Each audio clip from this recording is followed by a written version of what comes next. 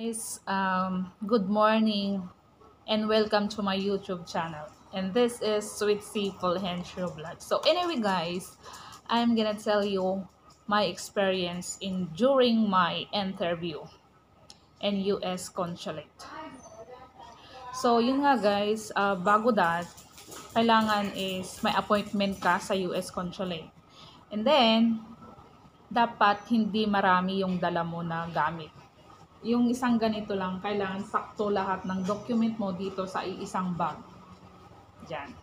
So, ito lahat ng aking mga papeles. Lahat-lahat na yan. Inisa ko na yan dito sa isang bag. Kasi kung marami kang dala, yung mga gamit mo, ilagay mo dun sa labas, dun sa my flower shop. So, bago ka pumasok doon, ay nagpumili ka muna. And then, yung appointment mo, pakita mo kung ano yung oras mo. And then, pumasok ka doon. And then, yung cellphone mo dapat pala naka-off. Okay? Pag nandun ka na, lahat ng gamit mo ilagay sa basket. And then, screening ka, ganon-ganon ka, kapkapan ka, baka kung ano yung mga nandun sa katawan mo. And then, after that, pasok ka na doon sa loob, iwan mo yung cellphone mo, then, bibigyan ka nila ng number.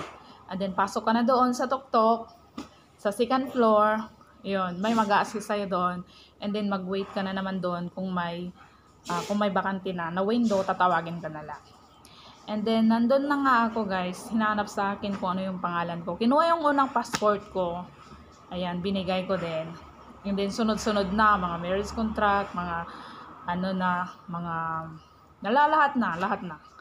So, nung nandun na nga guys, and then okay, sabi niya, go to na another room. So, pumunta naman ako sa isang window. Window pala yun guys, hindi siya room.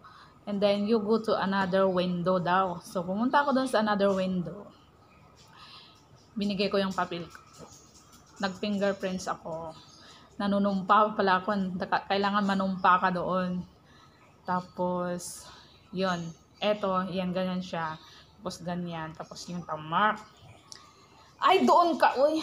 Tapos, nung ini-interview na ako, ganda, tinanong niya kung sino yung petitioner ko, sino yung pangalan niya, saan nakatira, ganon, saan kayo mag-i-stay, ganon ba, kailan yung kasal nyo, sabi niya. So, lahat ng information is about you in your, about sa inyong dalawa lang yung mga information na tatanungin nila.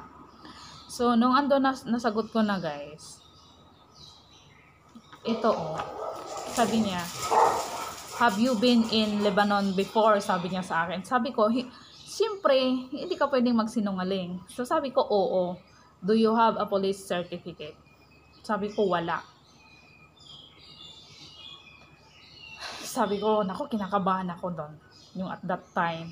Tapos, sabi niya, nung natapos na yung interview, so, you need to comply this. Ay, ganito pa guys. Sabi ko, bakit wala kang police clearance? Sabi niya. Sabi ko, hindi ako nakakuha kasi gera, war. Sinabi kong gano'n. At saka mahirap kumuha ng police clearance doon sa Lebanon. Sabi kong gano'n. At saka wala akong connection, sabi ko sa kanila. Ang sabi niya sa akin, no, you need, sabi niya, kailangan mong kumuha kasi one of the requirements yun daw. So, binigyan niya ako ng form kung paano kukunin yung certificate na yon. Police Certificate Judiciary Report. Yun yung nakalagay doon sa papel na binigay sa akin.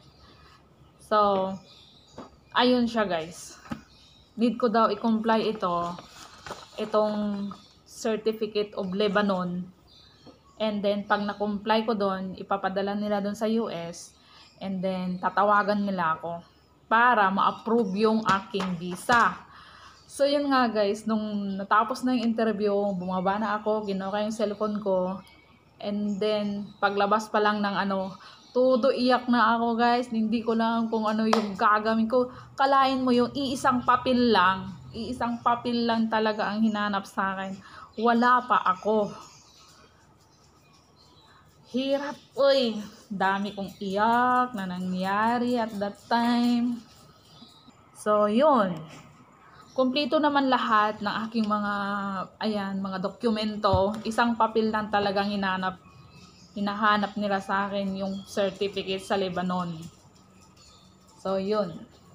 So, update ko kayo guys kung nakakuha na ako kasi nga nag-on processing na ako sa certificate of Lebanon na yan.